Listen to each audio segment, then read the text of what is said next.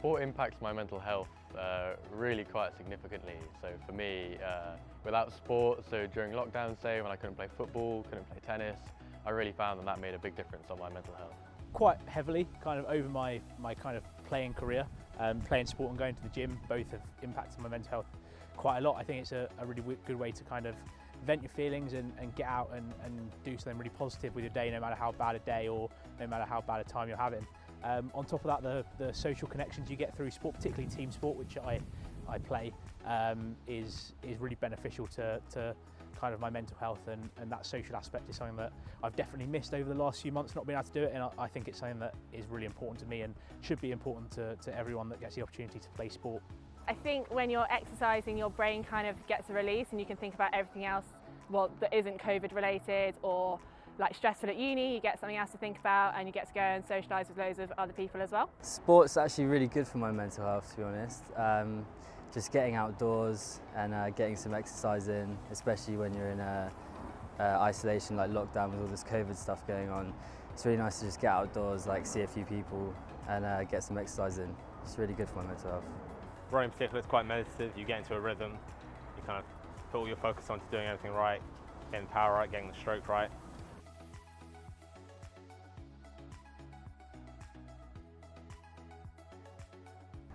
Very important. I've been in deep holes before. I've went to psychologists and it's actually really important to me. So I really try to keep in contact with all my mates, talk about everything. We've got a very open group as well. We can literally talk about anything, it really helps as well. My perception of men's mental health is that it's not as forward in the media and just in general. I think men's mental health is very shunned upon. It's not every day you hear a man talk about his mental health or anyone generally come out. It usually takes a while. I'm glad that the world is slowly opening up to it more, I'd say, and seeing that it is a problem. It's not just children, it's not just females, it's not just people who have been in bad situations that suffer from mental health. It could just be an anyday man. So it's good that slowly and surely it's becoming a bigger of a world problem. For me, I think it's been unspoken about too much recently, and I'm really glad to see that things like Movember bring it more into the limelight, and it's good to see that people are talking about it a bit more now. So I'm glad that it's getting that way, but there's still a lot to do. It's important. I think mental health across the board is important. Men's mental health gets quite a lot of airtime at the moment because I think men have a history of not necessarily airing their feelings and putting across how they are at that point. And I think it's really important that we let men know that it is actually okay to talk about themselves and to talk about their feelings and to really kind of distill that approach that men need to be tough and hard. I think men's mental health and women's mental health are very important, and I think that different approaches need taking to both. I think that's one of the biggest challenges we've got, and hopefully the kind of the Movember campaign can push towards that.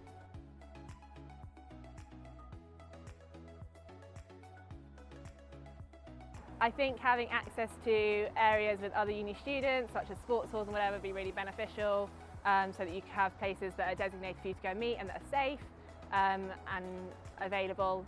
I feel like they do a pretty good job, but it's not really advertised that much. It's not really like that in your face, but maybe that's not a good thing. But yeah, it could be more educated and stuff like that. Yeah, it's more in your face about it, I guess.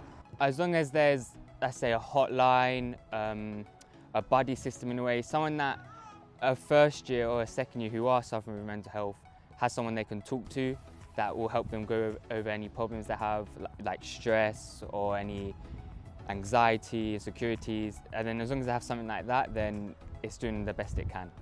I think they actually do quite a great job. We get a lot of promotion to do stuff. A lot of the student union groups try to organize things, events and everything, just to see people again, just talk. It's the most important thing, I think.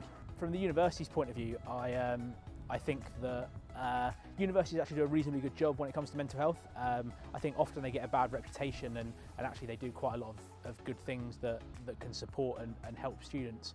I think from a sports point of view, we need to really promote social sport and give students an opportunity to play non-competitive sport and to benefit those that don't necessarily want to play in teams.